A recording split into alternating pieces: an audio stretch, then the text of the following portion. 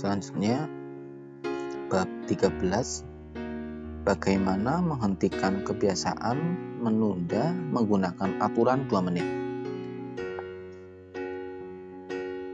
Oleh banyak orang, Dwi Latrep dipandang sebagai salah seorang penari dan koreografer paling hebat pada zaman modern.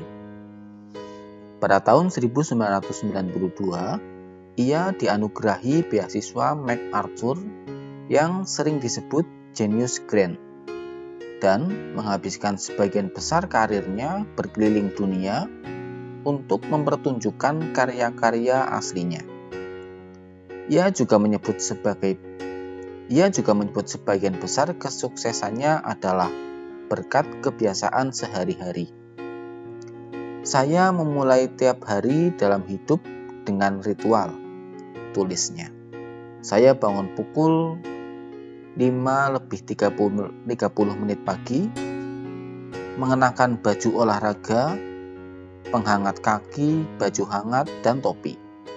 Saya berjalan keluar dari rumah saya di Manhattan, memanggil taksi dan memintanya mengantar saya ke Pumping Iron Gym di 91 Street dan First Avenue, tempat saya berolahraga selama 2 jam.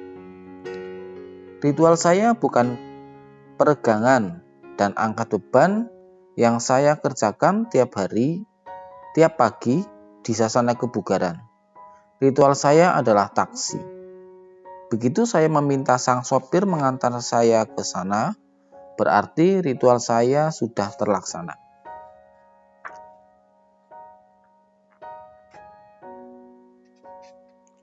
Itu aksi sederhana.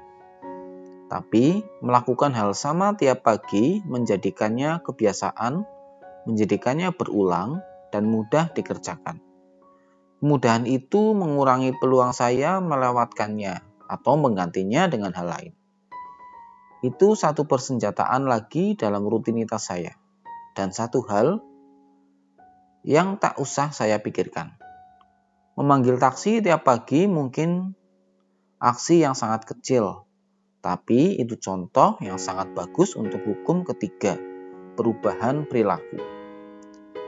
Peneliti menaksir 40-50% aksi kita pada suatu hari dilakukan karena kebiasaan. Presentasenya cukup besar, tapi pengaruh sejati kebiasaan-kebiasaan itu jauh lebih besar lagi. Kebiasaan adalah pilihan otomatis yang memengaruhi keputusan-keputusan sadar berikutnya. Betul, kebiasaan dapat diselesaikan dalam hanya beberapa detik. Tapi, kebiasaan juga dapat membentuk aksi-aksi yang Anda kerjakan beberapa menit atau jam sesudahnya. Kebiasaan berfungsi seperti jalan masuk menuju jalan raya. Jalan itu mengantar Anda dan sebelum Anda sadar, Anda beralih dengan cepat ke perilaku berikutnya. Rasanya lebih mudah melanjutkan apa yang sudah dilakukan daripada memulai melakukan sesuatu yang berbeda. Anda bisa duduk menonton film jelek selama 2 jam. Anda terus makan cemilan meskipun sudah kenyang. Anda berniat menengok ponsel sebentar saja, tapi ternyata menghabiskan 20 menit sebelum mematikannya. Dengan cara begini, kebiasaan-kebiasaan yang Anda ikuti tanpa berpikir seringkali menentukan pilihan-pilihan yang Anda buat ketika sedang berpikir. Tiap sore, ada momen sangat kecil, biasanya sekitar pukul 17:15 yang membentuk sisa malam yang saya hari itu. Istri saya pulang dari kerja, dan entah kami berganti pakaian dengan baju olahraga dan langsung ke sasana olahraga atau langsung ke sofa, memesan kuliner India, dan menonton The Office. Sama seperti Dwi Latrep yang memanggil taksi, ritual saya adalah berganti mengenakan pakaian olahraga. Kalau saya mengenakan pakaian olahraga, saya tahu olahraga akan terjadi. Segala sesuatu setelahnya, berkendara ke sasana olahraga, memutuskan latihan yang diambil, berjalan ke alat latihan beban menjadi mudah setelah langkah pertama tadi diambil. Setiap hari, ada beberapa momen yang memberikan hasil jauh lebih besar. Saya menyebut pilihan-pilihan kecil ini sebagai momen-momen menentukan. Momen ketika Anda memutuskan memesan makanan dari luar atau memasak sendiri. Momen ketika Anda memilih memakai mobil atau sepeda. Momen ketika Anda memutuskan mulai membuat PR atau mengambil konsol video game.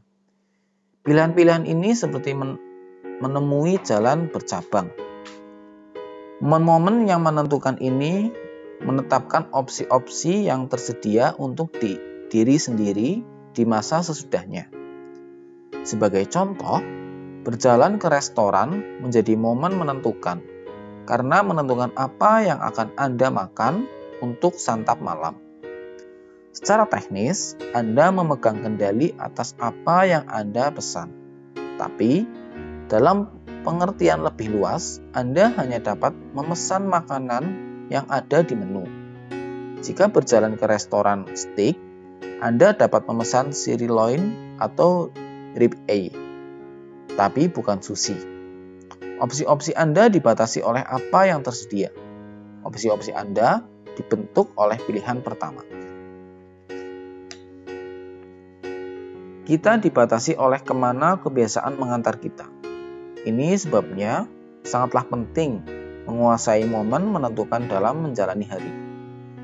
Tiap hari terdiri atas banyak momen, tapi sesungguhnya hanya beberapa pilihan kebiasaan yang menentukan jalan yang Anda ambil. Pilihan-pilihan kecil ini bertumpuk, masing-masing menentukan lintasan yang Anda ambil pada detik-detik berikutnya. Kebiasaan sama seperti pintu masuk, bukan tujuan akhir. Ada taksi, tapi bukan sasana kebugaran. Bahkan ketika tahu bahwa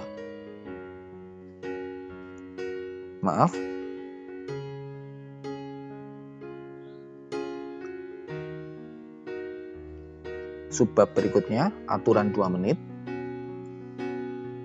Bahkan ketika tahu bahwa Anda harus memulai dari yang kecil, mudah bagi Anda untuk memulai dengan terlalu besar. Ketika bermimpi akan membuat perubahan, mau tidak mau Anda dikuasai gairah dan akhirnya Anda berusaha melakukan terlalu banyak dalam waktu terlalu cepat. Cara paling efektif yang saya tahu untuk melawan kecenderungan ini adalah aturan 2 menit.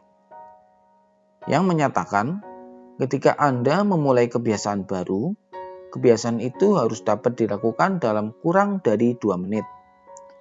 Anda akan mendapati bahwa hampir setiap kebiasaan dapat diubah menjadi versi 2 menit. Membaca sebelum tidur tiap malam menjadi membaca 1 halaman. Berlatih yoga tiap 10 menit. Berlatih yoga 30 menit menjadi mengambil matras yoga. Belajar untuk kuliah besok menjadi membuka buku catatan. Melipat cucian menjadi melipat sepasang kaos kaki.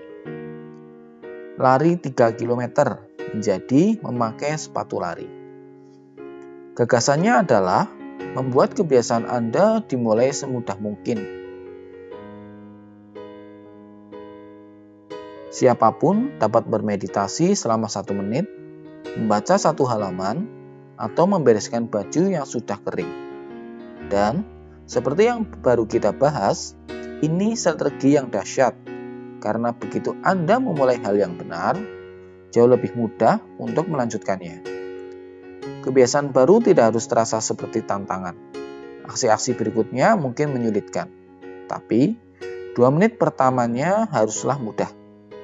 Yang Anda inginkan adalah kebiasaan membuka, yang secara alami mengantar Anda ke jalur yang lebih produktif.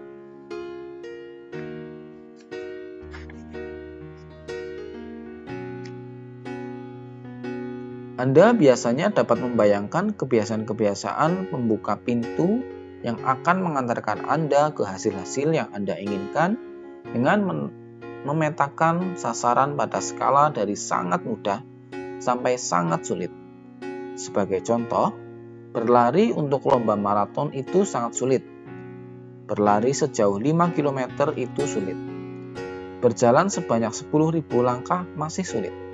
Namun, berjalan 10 menit jelas mudah. Begitu pula ritual mengenakan sepatu lari itu sangat mudah.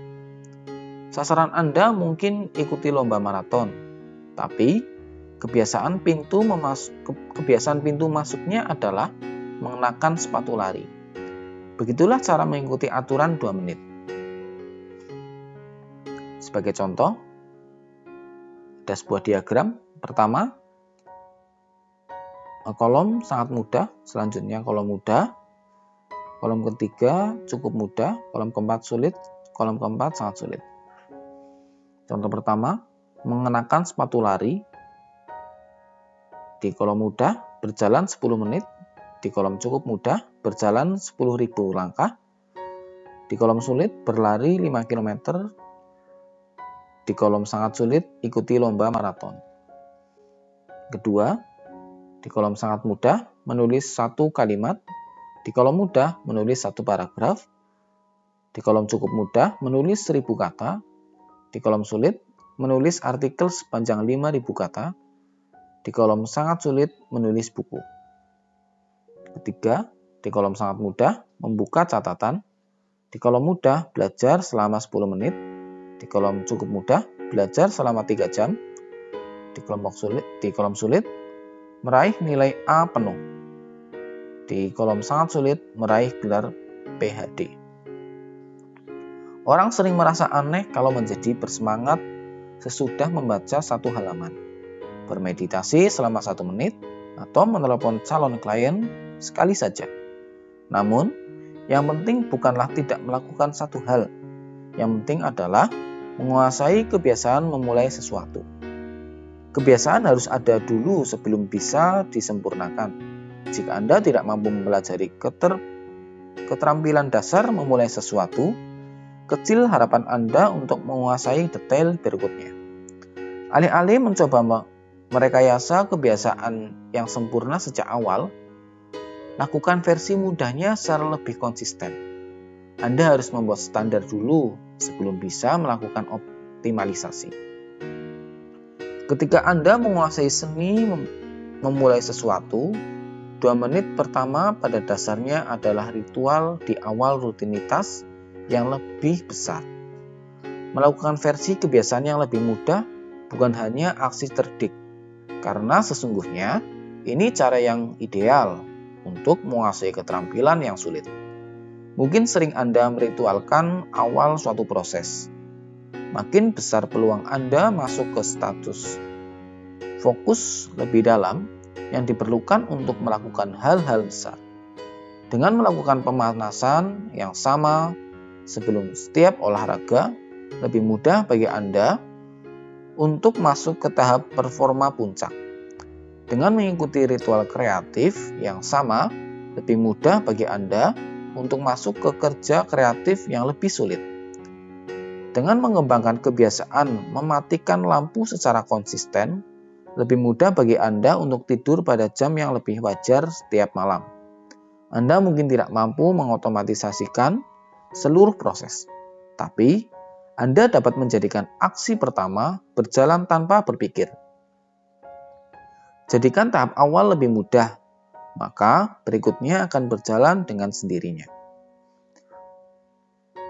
Bagi sebagian orang, aturan 2 menit bisa terkesan seperti trik. Anda tahu, sasaran yang sesungguhnya adalah melakukan lebih dari hanya 2 menit. Jadi, rasanya mungkin seperti Anda sedang mencoba membohongi diri sendiri. Sesungguhnya, tidak ada yang hanya ingin membaca 1 halaman, push up 1 kali, atau hanya membuka buku catatan. Dan, jika Anda tahu, ini hanya trik mental, mungkinkah Anda akan mengulangnya? Bila aturan 2 menit terasa seperti paksaan, cobalah hal berikut. Lakukan selama 2 menit, lalu berhenti. Cobalah terus berlari, tapi Anda harus berhenti sesudah 2 menit. Mulailah bermeditasi. Tapi Anda harus berhenti setelah 2 menit. Pelajarilah bahasa asing, tapi Anda harus berhenti setelah 2 menit. Aturan ini bukan strategi untuk memulai, melainkan untuk keseluruhan. Kebiasaan Anda hanya dapat berakhir setelah 120 detik. Salah seorang pembaca menggunakan strategi ini untuk menurunkan berat sebanyak 50 kg. Awalnya, ia pergi ke sasana olahraga tiap hari. Tapi, dalam hati ia berkata bahwa ia tidak boleh tinggal lebih dari 5 menit. Ia pun pergi ke sasana olahraga, berlatih selama 5 menit, lalu pulang segera setelah waktunya habis. Setelah beberapa pekan, ia melatih ke sekeliling dan berkata dalam hati, "Bagaimanapun aku akan selalu datang ke sini. Aku mungkin akan tinggal lebih lama." Beberapa tahun kemudian, berat badannya berkurang. Mengisi buku harian menyediakan contoh lain. Hampir semua orang bisa mendapatkan manfaat dari menumpahkan pikiran dari kepala ke kertas. Tapi, kebanyakan orang menyerah setelah beberapa hari atau menghindarinya sama sekali, karena menulis buku harian terasa seperti kewajiban. Rahasianya adalah selalu berada di bawah tahap sebelum suatu kegiatan terasa seperti kewajiban atau beban. Greg McKeown, konsultan kepemimpinan dari Inggris, membangun kebiasaan menulis buku harian dengan secara spesifik. Menulis lebih sedikit daripada yang ia inginkan. Ia selalu berhenti menulis buku harian sebelum kegiatan itu terasa seperti beban. Ernest Hemingway mempercayai sasaran serupa untuk menulis apapun. Cara terbaik adalah selalu berhenti ketika Anda merasa baik, katanya. Strategi seperti ini juga berhasil karena alasan lain. Strategi ini memperkuat identitas yang ingin Anda bangun. Jika datang ke sasana olahraga 5 hari berturut-turut, bahkan seandainya hanya selama 2 menit, Anda mengumpulkan nilai untuk identitas baru Anda. Anda tidak mengkhawatirkan bentuk tubuh. Anda berfokus pada menjadi tipe orang yang tidak pernah melewatkan olahraga. Anda mengambil aksi paling kecil yang menegaskan tipe orang yang Anda inginkan. Kita jarang berpikir tentang mengubah cara ini karena setiap orang hanya berpikir tentang sasaran akhir. Namun, push up 1 kali lebih baik daripada tidak berolahraga sama sekali.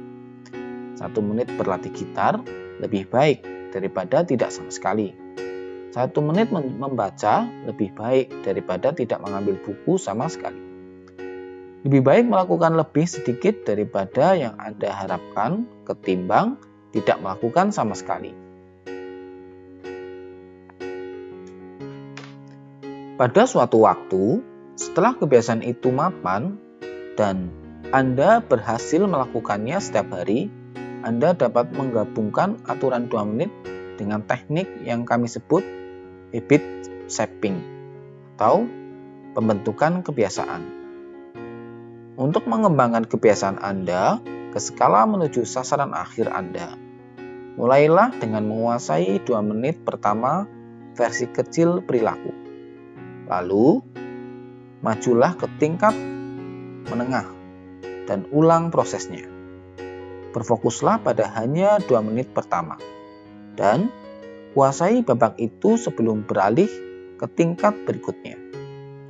Akhirnya, Anda akan sampai ke kebiasaan yang sejak awal ingin Anda bangun sambil tetap mempertahankan fokus Anda di tempat yang seharusnya, 2 menit pertama. Hampir semua sasaran yang lebih besar dalam hidup dapat diubah menjadi perilaku 2 menit. Aku ingin hidup sehat dan panjang umur. Menjadi aku ingin tetap ramping. Menjadi aku perlu berolahraga. Menjadi aku perlu berganti baju olahraga. Aku menginginkan perkawinan yang bahagia. Menjadi, aku perlu menjadi pasangan yang baik. Menjadi, aku harus melakukan sesuatu tiap hari agar hidup pasanganku lebih mudah. Menjadi, aku harus membuat rencana makan untuk minggu depan. Setiap kali kerepotan mempertahankan kebiasaan, Anda dapat menerapkan aturan 2 menit. Ini adalah cara yang sangat sederhana untuk menjadikan kebiasaan Anda lebih mudah.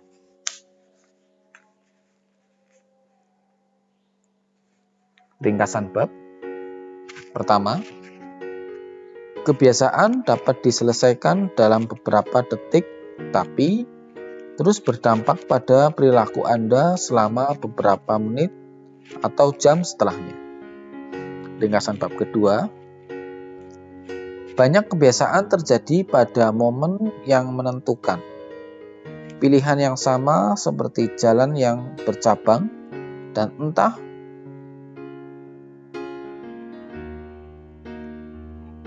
mengirim Anda ke arah yang produktif atau tidak produktif.